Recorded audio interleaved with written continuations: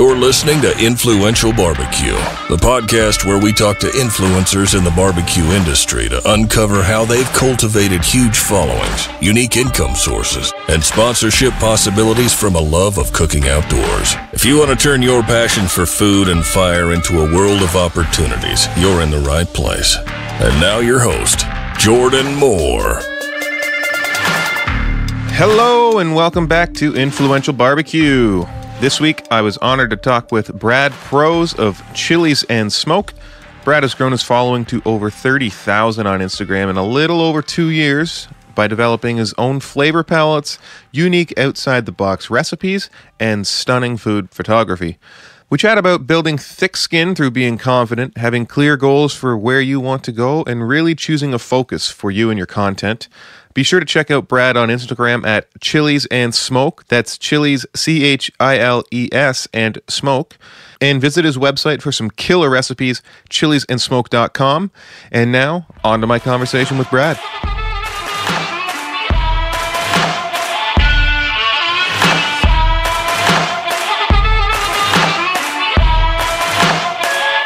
I'm here with Brad Prose of ChilesAndSmoke. Brad, thank you so much for joining me on the podcast today. Hey, Jordan. Happy to be here. Thanks for having me. So just kind of get things rolling right out of the gate. If you just want to let our listeners know, if they don't know already, a little bit about you and who you are and what you do. Well, I am a Phoenix native, born and raised here, love it here. Been married, 2 little boys. They're both in elementary school. We just moved into a brand new house, so we're kind of getting everything set up with the brand new grilling backyard and whatnot. And I run ChilesAndSmoke. I've got a food blog. I do the social media thing, and I'm having a lot of fun. And my family has been wildly supportive and excited about the process, so it's been great for us. That's awesome. Can you take me kind of through how you got to where you are now? I know if you listen to the Cheeky Barbecue podcast or the Reload podcast, you very big Iron Chef inspiration in you, but take me through kind of how you got into cooking and how it led you to running a full brand and a full food blog on Instagram with barbecue. Yeah, well, the shorter version of my story is I got married to a vegetarian and didn't really know how to cook for her. I knew how to do barbecue. I was just kind of self-taught. I grew up doing, backyard grilling and light smoking in my propane smoker. And I just needed to figure out how to make it work. So I learned how to cook vegetarian food from different cultures. My wife's Mexican, so we did a lot of Mexican food. I learned how to make Indian food, Eastern Asian food. And then I got really sick of making barbecue for me and global food for her. So it was just a lot of mismatching. And my wife started to eat barbecue.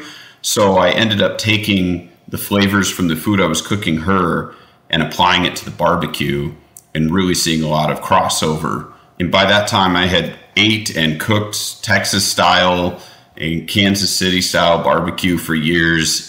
I was a little bored and just looking for something next step, and taking that really pushed me forward. My wife's the one who told me about Instagram. I didn't really know, and I had already started a website. The website was before Instagram, so we just started putting on there, and it took off.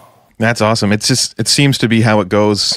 Usually the chef or the pit master is kind of not excited to put things on Instagram, but someone who's a little more in touch goes, no, that'll be really good. If you put that on there, you should start doing it. Yeah, that's exactly what happened. So at what point did you kind of think to yourself, hey, this could turn into something serious that I should, put a lot of effort into and really just kind of dive into full time to try and make this big? I really focused, I really say that January 2019 is when I actually started, because I was on Instagram before that, but I really wasn't looking to grow. I was just putting stuff out there in space. I had no idea what to do. And then in January in 2019, I just decided, you know what, I'm actually going to try to grow. I was only 200 followers or something, barely any posts. And that's when I just was like, I'll try to grow. I didn't really know if it would turn into a business or what it would do.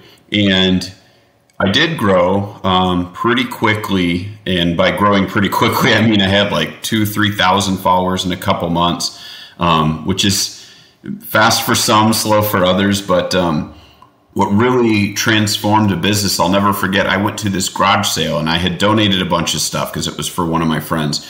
And they had some grilling planks at the garage sale that the guy who was hosting it just handed me. He's like, hey, you know what? I'm only going to sell these for a couple bucks. Why don't you just take them and have some fun? I know you like to grill. So I went home, grilled up a bunch of stuff, made a bunch of recipes on the planks. Lo and behold, I posted it.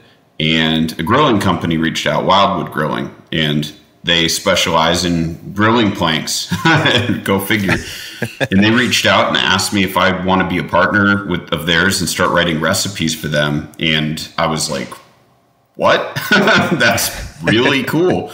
And about a month later, I got tapped on the shoulder by Omaha Steaks. They wanted me to do kind of a trial recipe for them just to see how things would go. They were launching a new product, Tomahawk Steaks at the time. So we did that, and they signed me on as a paid ambassador. And I suddenly had two partners. One was paid. I'm like, wow, this could turn into something. That's really kind of how it started. Well, I guess that didn't take you very long to get into the partnership game then, did it? It takes some people like quite a while.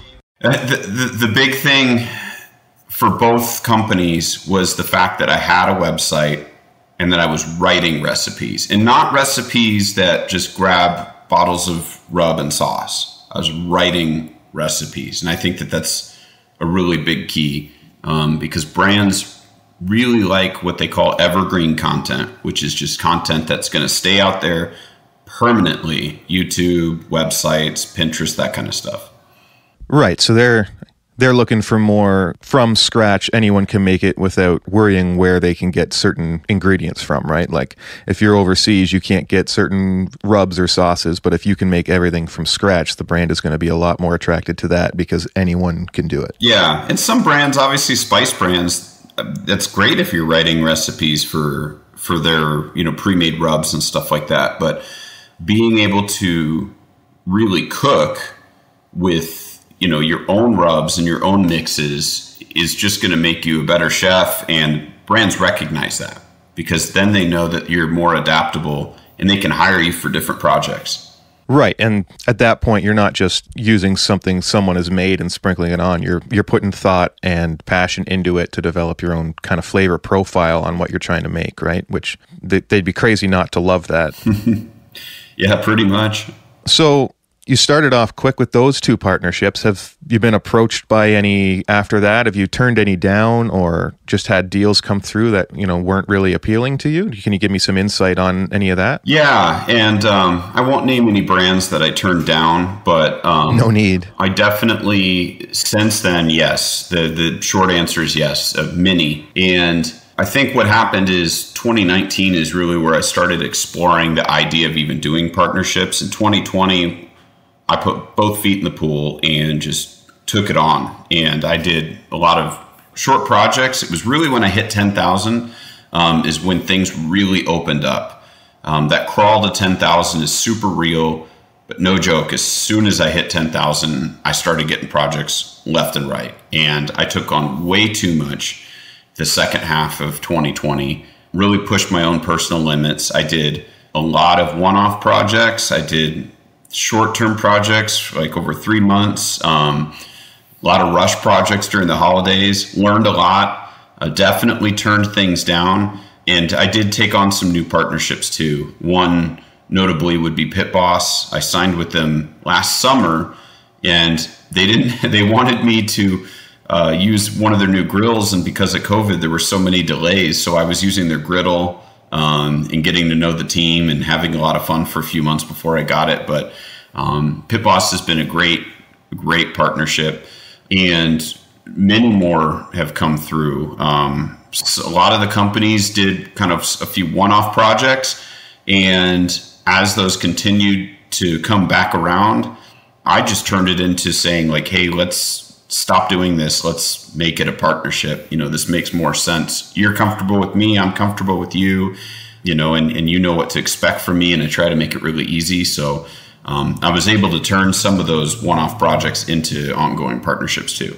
That's awesome. I've been a Pit Boss user since I started here, and I keep seeing more and more people I follow joining their team, and it's great. Yeah. It's really great. So for anyone listening that's, interested in partnerships or sponsorships or anything like that, in your opinion, what makes something an attractive partnership for you, and what makes something an unattractive partnership for you? Unattractive partnerships are pretty easy to recognize. The first one is doing work for free, and I still will do some of that, absolutely, but it's stuff I'm like really excited about and really excited to try. Small businesses, absolutely. I try to throw them a bone when I can. At some point, you get to a stage where you've got 30 different salsas and barbecue sauces in your pantry, though, that you got to pump the brakes because you don't want to saturate your feed with just being an ad. So, for me, I definitely get picky and figure out where is the best way to share those working for free opportunities through the channels.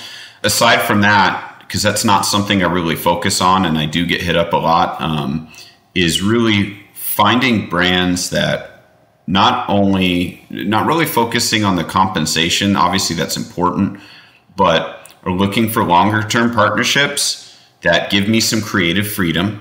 I think that's a big thing. I don't want to be restricted and having to use only certain types of rubs, only certain types of dishes. It doesn't mean that I like to do whatever I want. There's always rules, but just having some creative freedom to make sure that it's still my brand. And I like brands that actually want to see you grow. So if you have a partnership where all they're asking for is, hey, can you just post us 3 times this month? I'm not really interested in that because I want it to be symbiotic. If I care about you, I want you to care about me too, because, hey, I'm here to try to grow my business. And not every brand is like that. They don't all care about continuing to be very active in social. They're just looking to hire you for that. And there's nothing wrong with that. I think you just need to understand what you're getting into.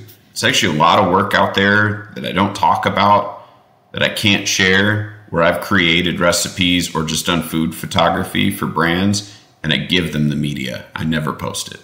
And that happens a lot too, because sometimes, photography is good money. If you can really refine it, it can really be helpful. So it's just kind of finding that balance between how much stuff are you posting on your feed where it's always an ad? Are you consistent with the messaging that you're making? The goal is as few partnerships as you can for, the maximum impact for you and the business, and hopefully they're helping you grow. 100%.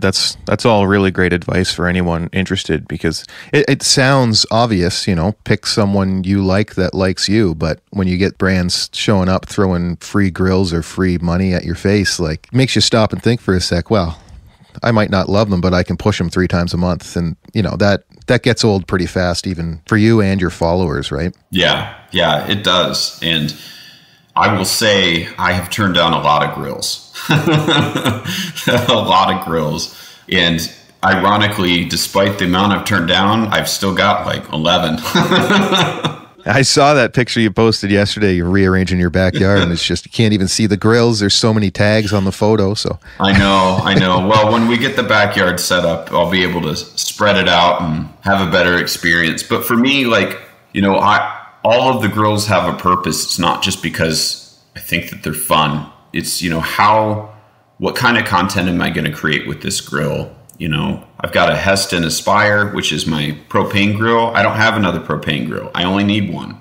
So I've got a few different live fire and charcoal grills because they all do different things and in different ways. And I've got one lump charcoal smoker. That's all I really need. I don't have an offset right now. I've got 2 or 3 pellet smokers, and that's mostly because I just haven't sold one. I'm kind of keeping it in case we do big planning and meals. It's always just nice to have an extra smoker for that. But absolutely, yeah, they all serve their own purpose, thankfully, and many of them are for my partners. So it's easy to be able to pull it out and just have a different kind of a meal. That's awesome. Yeah, versatility is key when it comes to things like this. It's good to hone in on, something that you do consistently, but to be versatile within your niche is very important. So Chilies and Smoke is not your full-time gig. You're doing something else full-time, and Chilies and Smoke is kind of the aggressive side hustle at the moment. How do you, continue to keep your energy up to crank out these amazing recipes and also take such good photography and video and content of it all while doing a fine dining meets barbecue approach? How are you juggling all that, plus a family, plus some kids and a new house? Like, how crazy are you going right now? I get up early. That's the biggest key. We all have the same amount of hours in the day, and people say that they don't have time to do this. It's all about the time you prioritize. We all have the time, but if you don't want to get up in the morning, that's your choice. I do. I get up at 4 and generally work on Chilies and Smoke stuff for about 2 hours in the morning before I sign on to my day job. Thankfully, I work at home now, so that's been really helpful because when I take breaks, I can go in the other room and marinate something or whip up something or test out something really quick, put something on the smoker, come back and do my job. I know what the timing's going to be. Having enough experience cooking, I know that I can, cook wings in a short amount of time, or if I'm doing a brisket, I just know I can put it on as soon as I get up or the night before. So I know where things are going to lay. The more you practice, the more you can just figure out the timing. It's just about being organized, Like, I know right now what my goals are to cook for this week, because I have a lot of things that I want to do, for the month of October. So I have 4 or 5 things I want to cook and write out. I'll probably do 3 because I have ones that are priority. And for me, I just don't put a lot of pressure on myself because my family is the most important.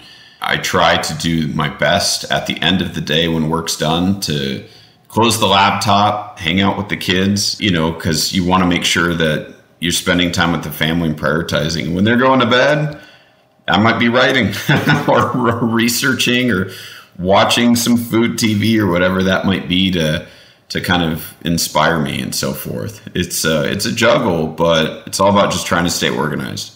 100%. That's awesome. If you're truly enjoying what you're doing, it's not going to wear on you quite as much as if you really just don't enjoy it. Yeah. I mean, I do want to transition to this full time. Thankfully, my day job knows that, and they're just really excited for that moment when I'm able to do that. But, knowing that I've got the support from my family, even my work to make that transition, it's been really exciting because I think trying to make a job transition like that, going from a job, because I'm in finance, to going to cooking full time is a big deal, especially when you're the breadwinner. It's a lot of risk. So I take it really seriously.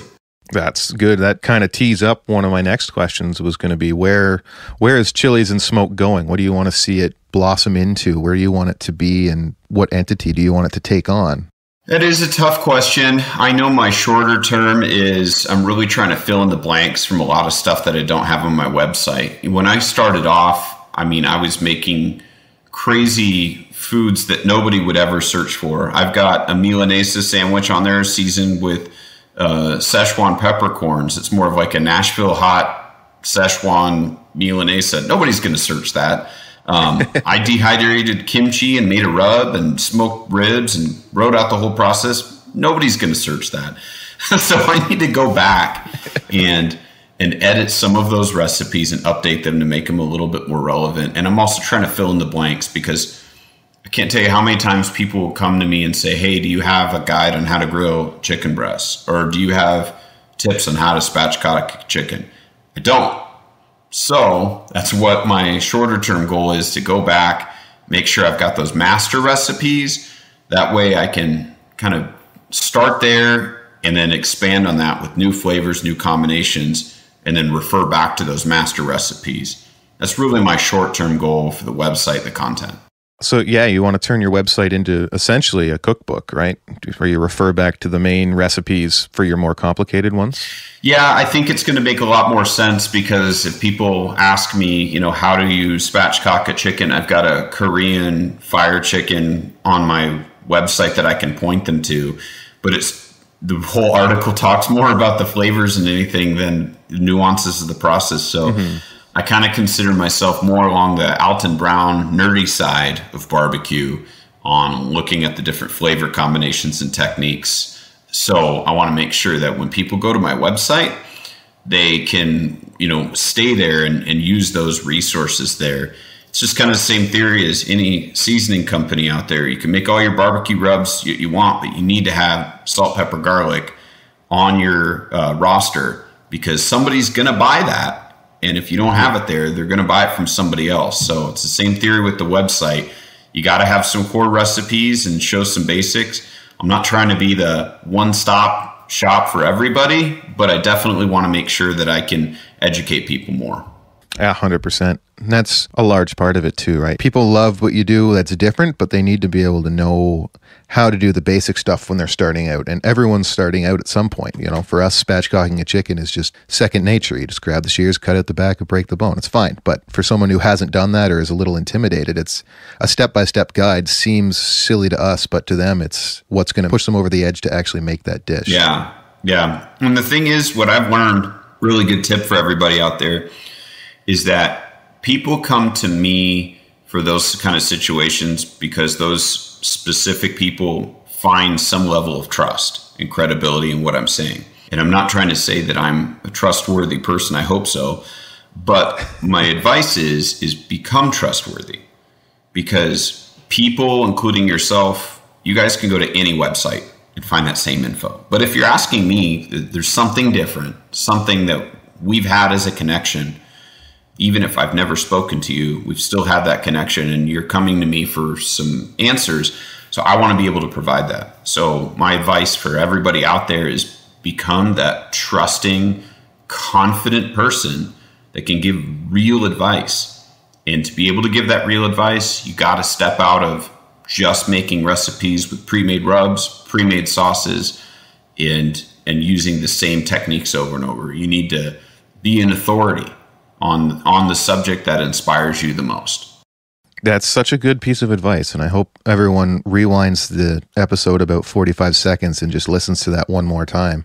Make sure you know what you're talking about with what you're passionate about and own it. Some people might not like it, and you probably don't have to talk to those people, and if you do, you can probably block them.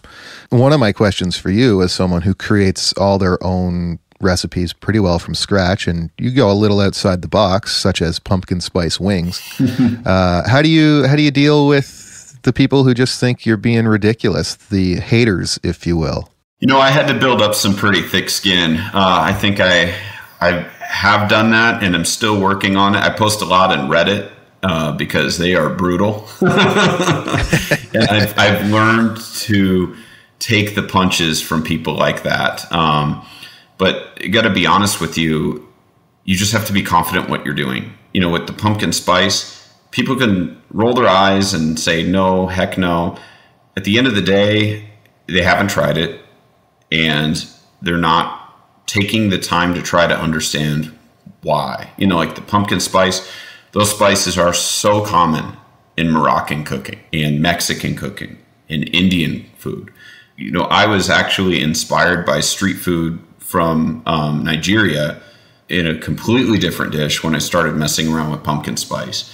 And I really just swapped out the chilies and used chipotle, and looking at those individual components. That's kind of when you're looking at somebody's global flavor profile, you look and see what are those components in there: spicy, savory, aromatic, herbal, and how can you swap those from another part of the country? Can you do this whole recipe, but instead of using these Korean green chilies, can I use jalapenos? And being able to just start small and make those little tweaks so that it's still balanced and shows respect to the original cuisine. I think that that's a big thing, but loop it back, confidence about your decision and not egotistical. Just have a story, be able to share that. That way people can relate. And I think that that's the biggest key. Pumpkin spice wings, I get a lot of heat every year. I've been posting it. This is my third year in a row. And, what you have to understand is the root of why people are upset. It's the marketing stuff. Everybody has deep-seated hate for for pumpkin spice pumpkins, lattes, and everything else. And if you can get past the root of why they're actually upset, they're going to look at the wings and say, they sound pretty dang good. 100%. And to kind of reinforce that confidence thing is, don't be afraid to screw up and show people that either. If you make something and it's just awful, post it and say, hey, don't do this. Trust me, it was not good, but here's what I would do to fix it. And that helps build your credibility and authority as well, because people know, you're not perfect. You're trying things out. You're experimenting, and some of it's pretty bad. Yeah, usually with my recipe development, like a couple weeks ago, I posted a fried chicken sandwich with this bourbon glaze, and I've been trying to hone in on this bourbon glaze sauce, and it's really good. And everybody asked me for the recipe when I posted the sandwich about it, but I'm not ready. I fully admitted it's not ready to go. It's too runny, or it's a little off here. It's my third revision. But I'll tease people, show them that, hey, this is what I'm working on, but I don't have a recipe yet. I think that's fun too, because I can't pump out and master recipes first try every time. Recipes that I make, if I do pump it out first try, it's because it's obvious I've already made the sauce a million times before. I know it's going to work on pork or chicken, whatever. But most of the times I'm making it a lot and screwing up a lot. And that's what you have to do in order to advance yourself and get better and learn what you can and can't do and what you need to improve on. So with all your focus on recipes, is a cookbook something we can expect in the future? Is that one of your big goals to tackle? It is. I'm writing one right now, and I'm pretty excited about it. I'm not at a stage where I can announce when it's coming out or the topic, but I am writing one out. It's going to be focused on technique, largely around flavor. And my goal for the book is to have it be progressive, to where somebody that's newer to this topic that I'm going to talk about, they could open it up, master a bunch of very familiar flavor profiles, maybe with some new ways that they haven't thought about. And as they progress through the book, the recipes are going to get harder and crazier. That way, somebody that's a little bit more advanced, maybe they'll pick up something on some of the basics, but they'll be excited because there's going to be stuff to progress to. And I really have always wanted to write a book that shows that kind of progression from really basic to just crazy. That's really exciting, Brad. Congrats on that. And I can't wait to see that come out. Thanks. Make sure to add that to the Amazon cart whenever it's ready. I know you have some more things to get to today, so I'll wrap this up here in a second. But for all the influencers out there that want to grow their followings and eventually turn this into a full-time, just any advice that you can offer them on how they can do things a little better, and what kind of mistakes do you see people making that just don't really need to be made on this kind of thing? Like how can they grow better and build better relationships without making so many mistakes on the way up there? Biggest thing is focus. Yeah, focus is the biggest thing. What I mean by that is, when you're posting 5 different cutting boards, 10 different barbecue sauces, 3 different knives, there's no focus. It's like, well, what am I supposed to buy? And if you're with the knife company and you're talking about them for 2 months, and then 2 months later you're talking about a different one, it doesn't show brand loyalty. So look at all the different categories: charcoal, charcoal grills, propane grills, pellet grills, spices, cutting boards, knives, napkins, gloves. I mean, everything. Look at all of those categories and pick maybe your top 2 or 3 brands that are in every one of those categories, and see how many of those that you fill in. And if you don't have a brand, get to know a brand in those areas and really target them and tell them, reach out to them and say, I don't have a partner with charcoal.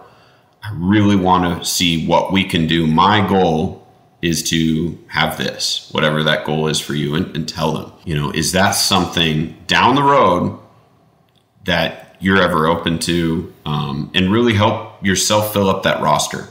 Because once you start to get to that point, you'll be at a point where you've got charcoal companies sending you charcoal, your grill companies posting your stuff, your spice companies sending you spices, your meat company's sending you meat, and all of a sudden you have everything that you need to get it done. And now you can be consistent with those different brands. That way you're not talking about 5 different brands at the same time. I think that that's a really big key. I definitely bleed into a couple with some of those categories, such as like spices or skillets. I don't have contracts with those companies. I'm just really passionate about it. But the other reason why I talk about a few of those companies is because they're very different. So if you're going to talk about multiple companies in the same wheelhouse, it helps if they're very different. Like I talk about, Stargazer and Field Company and Finex as examples for skillets. They're extremely different features, way different price points.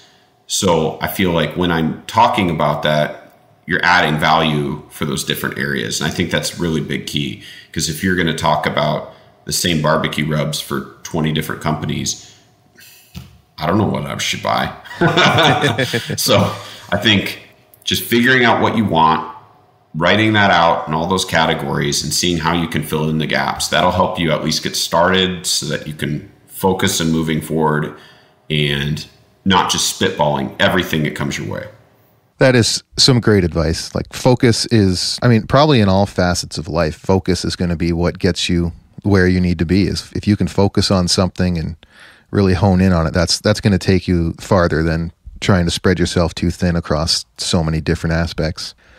I think that's just about it for our time today. I know you have plenty of things to do and you got a job to go to here shortly. I think I'm taking you out of that. But thank you so much for taking the time to chat with me this morning and, unleashing some of your secrets and what you plan to do in the future. It's been a real pleasure to talk to you. Where can all of our listeners find all things Chiles and Smoke? I'd say go to on Instagram. It's ChilesAndSmoke, CHILES for Chiles. The website, ChilesAndSmoke.com. Those are probably the 2 main sources. I'm pretty active. You can DM me. I'll do my best to help you out. And, Jordan, congrats on launching this podcast. I think it's really cool. I'm very excited to see where it goes and appreciate you considering having me as being one of the guests on here. So thank you. Thank you so much. Yeah, I've had my eye on you for a while, and just the way you kind of conduct yourself on your page and like the photos you put out are phenomenal looking, and it was a no-brainer for me. Thanks. All right. Well, take care and have a wonderful day, man. You too, man. Appreciate it.